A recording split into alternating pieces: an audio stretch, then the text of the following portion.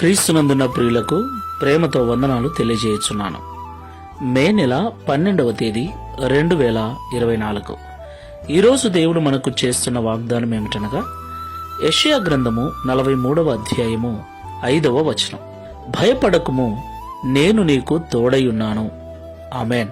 నా ప్రియమైన సహోదరి సహోదరులారా, భయము తల్లిదండ్రులు పిల్లల విషయమై, పిల్లలు ఎగ్జామ్స్ విషయమై, విశ్వాసులు పాపం విషయమై, అనేక సమస్యల విషయమై, అనేక అప్పుల విషయమై, అనేక రకాల ఆర్థికపరమైన ఇబ్బందుల విషయమై, అనేక రోగముల విషయమై, మరికొంతమంది అయితే భవిష్యత్తు విషయమై కూడా భయపడుతూ ఉంటారు.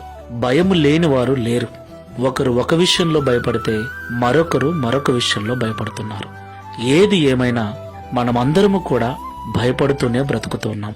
దేవుణ్ణి నమ్మినప్పటికీ, దేవుని మార్గంలో నడుస్తూ ఉన్నప్పటికీ ఏదో ఒక సందర్భంలో మనం భయపడుతూనే ఉన్నాం.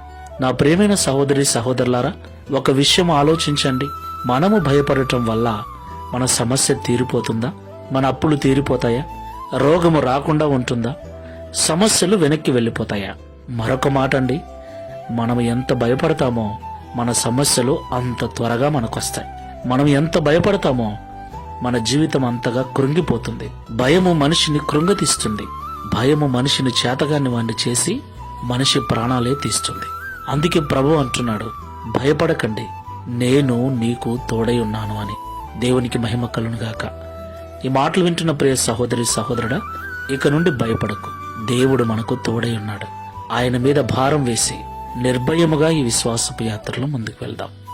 ప్రార్థన చేసుకుందాం. కృపా సత్య సంపూర్ణమైన ప్రభువా, మీకు వందనాలు చెల్లిస్తూ ఉన్నాం. భయపడకము, నేను నీకు తోడై ఉన్నాను అని ఈ ఉదయకాల సమయంలో మాతో మాట్లాడి మమ్మల్ని బలపరిచినందుకు, ధైర్యపరిచినందుకు స్తోత్రాలు.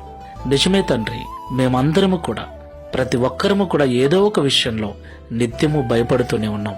ఈ ప్రార్థనలో ఏకీభిస్తున్న వారిలో ఎవరెవరైతే ఏ ఏ విషయమై భయము కలిగి ఉన్నారో, ఆ భయము ద్వారా దిగులు చెందుతూ చింతాక్రాంతులై, వ్యాధులకు గురై, శరీరములో అనారోగ్యం పాలై, కుటుంబముల అసమాధానాన్ని కలిగి ఉన్నారో దయచేసి జ్ఞాపకం చేసుకుని వారి భయానికి కారణమైన పరిస్థితిని చక్కబరిచి భయాలన్నిటిని తొలగించి ధైర్యపరచండి. నా ప్రభు నాకున్నాడు, ఆయనే ప్రతి సమస్యను చక్కబరుస్తాడన్న విశ్వాసమును, ధైర్యము కలిగిన హృదయమును ప్రతి ఒక్కరికి అనుగ్రహించమని, తద్వారా ఈ దిన వాగ్దానమును మా అందరి జీవితంలో నెరవేర్చి మీ నామమును మహిమపరచుకున్నామని యేసు నామములో ప్రార్థిస్తున్నాము తండ్రి. Amen. Praise the Lord. God bless you.